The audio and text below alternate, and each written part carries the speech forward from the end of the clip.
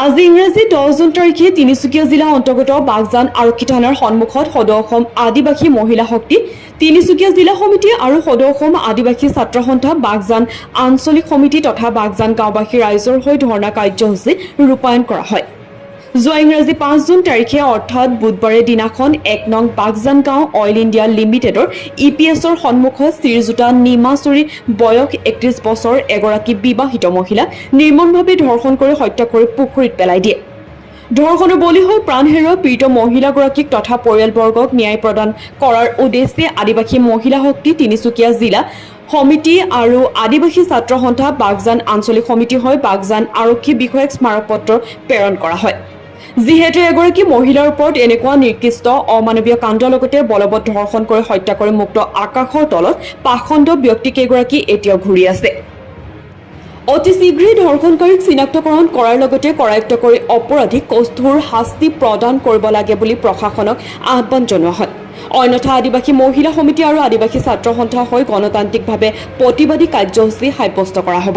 অন্তৰ্গত বাগজান আৰক্ষী চকীত ইতিমধ্যে উপস্থিত হৈছোঁ আৰু শুনিবলৈ পাইছোঁ নিমা তুৰী নামৰ এগৰাকী মহিলাক নিৰ্যাতন কৰি বলবৎ হত্যা কৰি পেলাই দিয়া হৈছিলে। আজি 7 দিন উকলি যোৱাৰ পাছতো তেখেতৰ শোষণ কৰা ব্যক্তিগৰাকীক কৰায়ত্ব কৰিব পৰা নাই আৰু ইতিমধ্যে আমি আদিবাসী ছাত্ৰ সন্থা বাগজান আঞ্চলিক সমিতি হয় আৰু লগতে বাগজানবাসী ৰাইজৰ উপস্থিতিত আজি ধৰ্ণা কাৰ্যসূচী ৰূপায়ণ কৰা হ'ল আৰু অতি শীঘ্ৰে পাখণ্ড ব্যক্তিগৰাকীক কৰায়ত্ব কৰিব লাগে আৰু শাস্তি প্ৰদান কৰিব লাগে আদিবাসী মহিলা সমিতিৰ পৰা এয়ে দাবী জনাইছোঁ।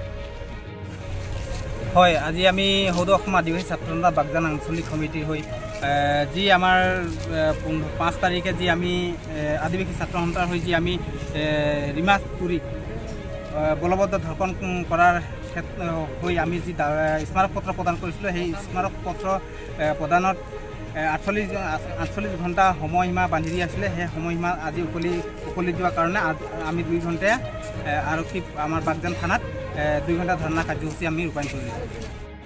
আজি আমি 10 তাৰিখ 6 মাহ 2024 অৰ্থাৎ আমাৰ সোমবাৰ দিনাখন বাগজান থানাস্থিত আমি আমাৰ বাগজান গাঁও 1 নং বাগজান গাঁও সকলো মানুহখিনি আজি একত্ৰিত হৈছোঁ। কাৰণ যোৱা ইংৰাজী 5 তাৰিখ 6 মাহ 2024 তাৰিখে অৰ্থাৎ বুধবাৰ দিনাখন নিমা তুৰী নামৰ এগৰাকী বিবাহিত মহিলা নিৰ্মমভাৱে বলপূৰ্বকভাৱে ধৰ্ষণ কৰি হত্যা।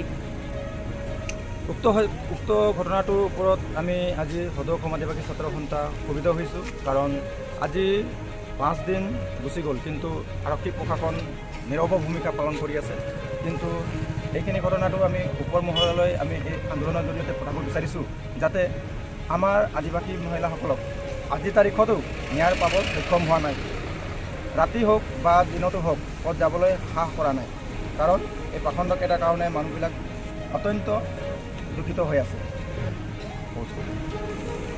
আমি সদৌ অসম আদিবাসী ছাত্ৰ সন্থা বাগজান আঞ্চলিক সমিতি হৈ আমি আৰক্ষী প্ৰশাসনৰ ওচৰত এইটোৱে আশা আছে যে 24 ঘণ্টাৰ মূৰে মূৰে অপৰাধীক জেল হাজতলৈ প্ৰেৰণ কৰিব লাগে। অন্যথা ইয়াতকৈ জংগী আন্দোলন আমি গণতান্ত্ৰিকভাৱে আন্দোলন কৰিবলৈ বাধ্য হ'ম। ডুমডুমাৰ পৰা কৰণ তাঁতীৰ প্ৰতিবেদন নিউজ 24 NE।